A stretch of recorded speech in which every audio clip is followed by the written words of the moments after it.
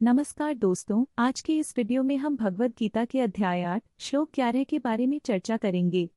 यह श्लोक हमें जीवन के गहरे रहस्यों को समझने में मदद करता है। अगर आपको हमारा कंटेंट पसंद आए तो कृपया लाइक करें और हमारे चैनल को सब्सक्राइब करें। चलिए इस श्लोक की शिक्षाओं के बारे में जानते हैं। अग्निम्याय समर्पयन् गत्यात्मानं न तद्विजानाति। जो लोग अग्नि को अर्पित करते हैं वे उसके द्वारा आत्मा को जान नहीं पाते।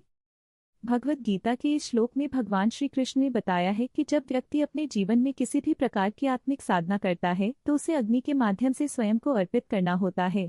यहाँ अग्नि का अर्थ केवल भौतिक अग्नि नहीं है, बल्कि यह आत्मा के ज्ञान की ओर संकेत करता है। जब एक व्यक्ति अपने कार्यों को सही दिशा में अर्पित करता है तो वह जीवन के वास्तविक स्वरूप को समझने में सक्षम होता है। यह श्लोक हमें यह सिखाता है कि आत्मा का ज्ञान प्राप्त करने के लिए हमें अपने कर्मों को सही रूप में अर्पित करना चाहिए। एक गांव था जिसका नाम सच्चाईपुर था। इस गांव में एक युवक राजू रहता था।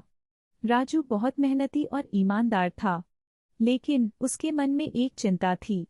गांव में एक पुरानी परंपरा थी कि जब भी किसी को अपने जीवन में कोई कठिनाई आती तो उसे अग्नि के सामने अपनी इच्छा को अर्पित करना पड़ता था। लेकिन राजू को विश्वास नहीं था कि यह सच में काम करेगा। एक दिन राजू की मां बीमार पड़ गई। उसने गांव के सभी वैद्य और डॉक्टरों से मदद मांगी, लेकिन कोई भी उसकी मां को ठीक करने में सफल नहीं हो सका। राजू बहुत परेशान था। तभी उसके दिमाग में गांव की उस परंपरा का विचार आया।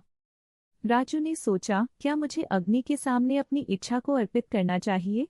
लेकिन क्या यह सच में काम करेगा? उसने अपने दिल की आवाज सुनी और अग्नि के सामने खड़ा होकर कहा, हे अग्नि, मैं अपनी माँ की स्वास्थ्य के लिए प्रार्थना करता हूँ, कृपया उसे ठीक करो। उसने अपने मन में सोचा कि यदि वह ईमानदारी से प्रार्थना करेगा तो अग्नि उसकी माँ की रक्षा कर सकती है। कुछ ही दिनों बाद उसकी माँ धीरे धीरे ठीक होने लगी।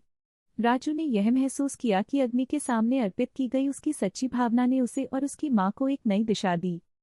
उसने अपने गांव के लोगों से कहा, देखो, अगर हम अपनी इच्छाओं को सच्चाई से अग्नि के सामने अर्पित करें तो हम अपने जीवन में परिवर्तन ला सकते हैं। इस प्रकार राजू ने अपने गांव के लोगों को सिखाया कि कैसे आत्मा के ज्ञान को प्राप्त किया जा सकता है।